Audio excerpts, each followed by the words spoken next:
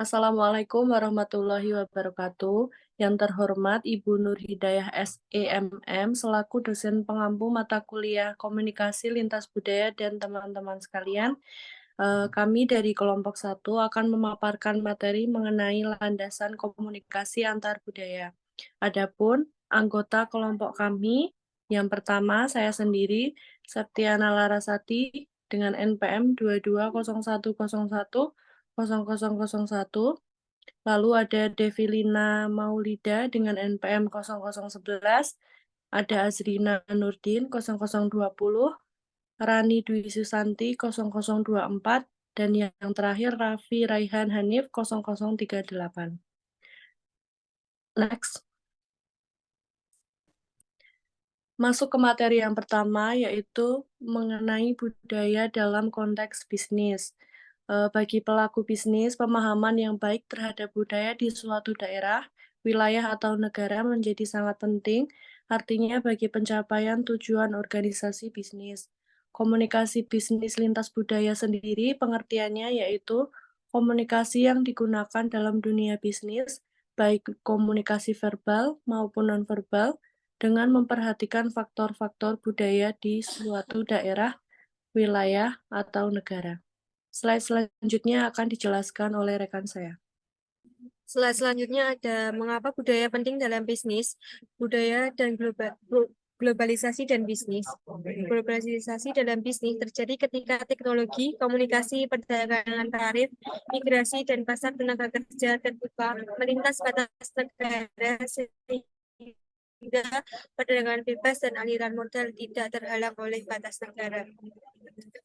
Globalisasi sendiri sebagai meningkatnya saling ketergantungan antara pemerintah nasional, dunia usaha, organisasi nirlaba, dan individu warga negara. Faktor pendorong globalisasi yang pertama ada pergerakan barang bebas, jasa, pengetahuan, dan komunikasi melintas batas negara. Yang kedua ada perkembangan teknologi. Yang keempat ada penurunan tarif. Yang kelima ada migrasi manusia, terutama dari negara berkembang ke negara maju. Next. Yang kedua, ada globalisasi dan masyarakat. Globalisasi juga berdampak pada kita secara politik dan sosial. Di abad ke-21, organisasi, sekolah, dan lingkungan kita semakin multikultural. Kita bekerja dengan orang-orang yang dari kebangsaan, etnis, dan agama yang berbeda. Kemungkinan besar orang di balik sebelah kita tumbuh dengan bahasa yang berbeda. Di samping migrasi dari 10 negara. Di sini menggambarkan bahwa globalisasi mengubah pola pikir masyarakat untuk meningkatkan kualitas hidup yang lebih baik dengan mencari pekerjaan, pendidikan, atau yang lain dari negara berkembang ke negara yang maju. Next. Globalisasi dan bahasa. Migrasi peningkatan peluang pendidikan dan kemajuan perempuan dan kelompok minoritas telah menciptakan masyarakat yang lebih multikultural. Dengan meningkatnya keberagaman, terjadinya pula peningkatan jumlah bahasa yang digunakan oleh masyarakat di suatu negara. Dalam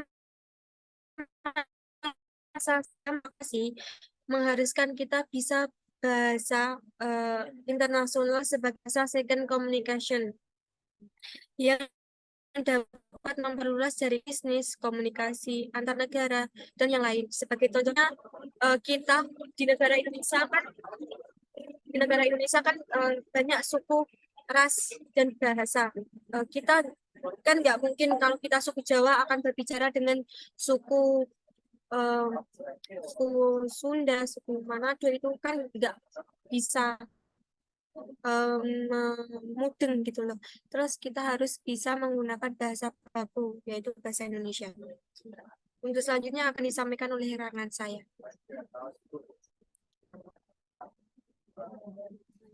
Selanjutnya adalah alasan pembelajaran budaya. Apa itu budaya? Kata budaya berasal dari bahasa Latin yaitu cultura yang berarti tumbuh atau mengolah. Makna yang paling dekat yang mungkin dilokatkan oleh orang Romawi pemahaman tentang interaksi kelompok atas humanitas yang terkait dengan peristiwa manusia dan budaya. Humanitas sendiri adalah adalah perikatan satu manusia dengan manusia lainnya. Oleh karena itu, mengetahui sesuatu tentang akar-akar ini dapat membantu kita memahami pandangan dunia orang lain dan asumsi paling dasar yang mereka miliki tentang orang lain yang mungkin berbeda.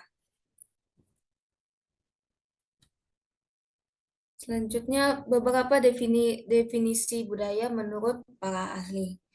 Menurut antropolog Edward T. Hall mengatakan bahwa budaya adalah cara kita berkomunikasi dan diatur oleh aturan-aturan yang tersembunyi, atau bahasa diam dan dimensi tersembunyi yang tercermin dalam bahasa dan perilaku.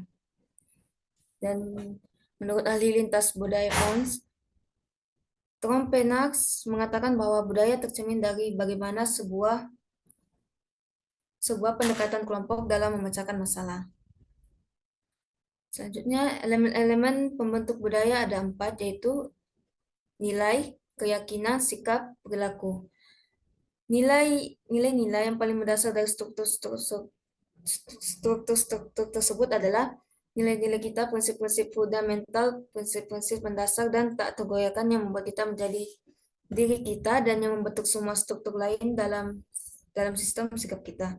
Nilai-nilai tersebut merupakan penilaian psikologis terhadap hal-hal, konsep-konsep dan ide-ide yang paling kita sayangi. Yang kedua, keyakinan.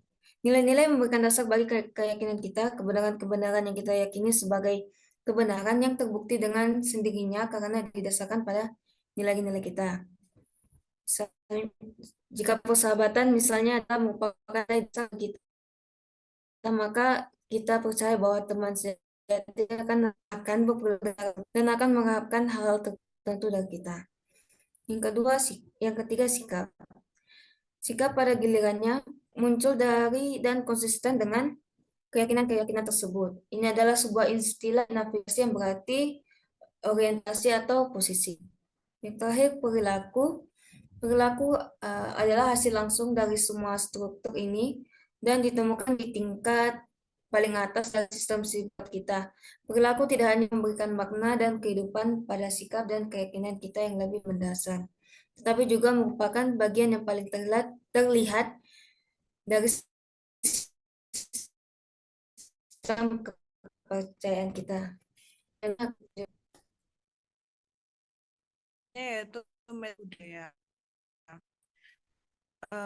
Metafora suatu yang lain. Metafora juga membantu untuk membandingkan satu hal dengan lainnya.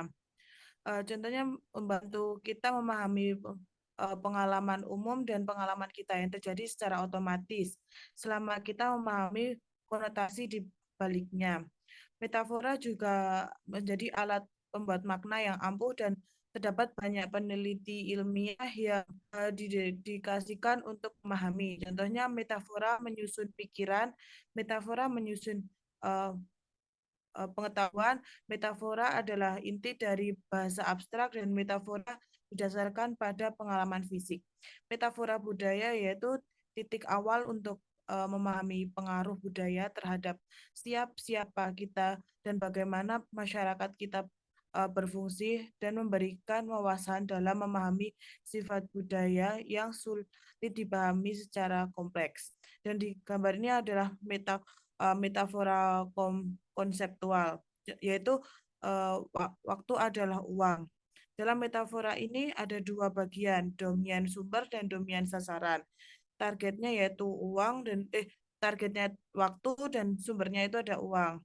Sasaran dipahami dari berbagai sumber. Jadi perbandingan suatu abstrak yaitu waktu dibandingkan dengan suatu yang konkret itu adalah uang. Next.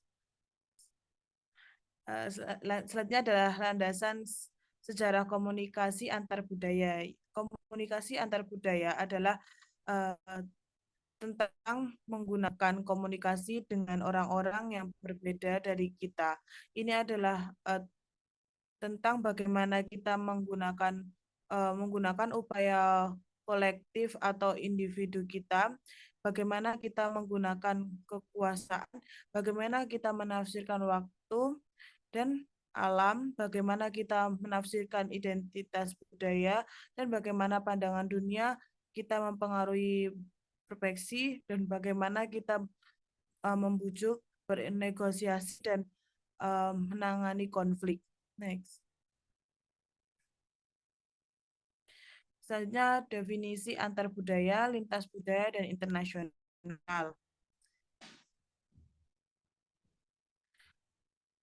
Antar budaya komunikasi adalah pertukaran komunikasi antar orang-orang yang berbeda budaya. Ini mengkaji bagaimana perbedaan budaya tertentu mempengaruhi interaksi orang-orang yang terlibat. Misalnya kita berasal dari Swiss dan kolagen berasal dari Singapura dan interaksinya akan bersifat antar budaya karena strategi komunikasi setiap orang akan berbeda berdasarkan latar belakang budayanya. Selanjutnya ada lintas budaya. Lintas budaya komunikasi bukan tentang interaksi orang-orang dari budaya berbeda berkomunikasi, tetapi perbandingan perbedaan mereka antar budaya.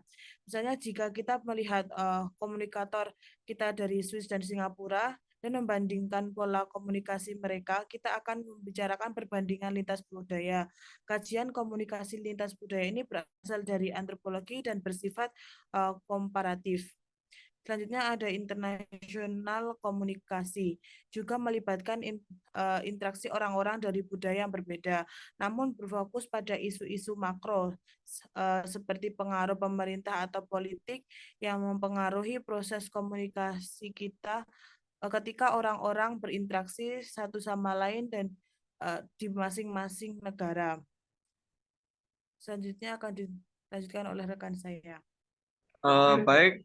Jadi dari penjelasan teman-teman tadi, kita mengambil kesimpulan bahwa budaya begitu penting dalam konteks bisnis dan pesatnya globalisasi menciptakan keharusan budaya untuk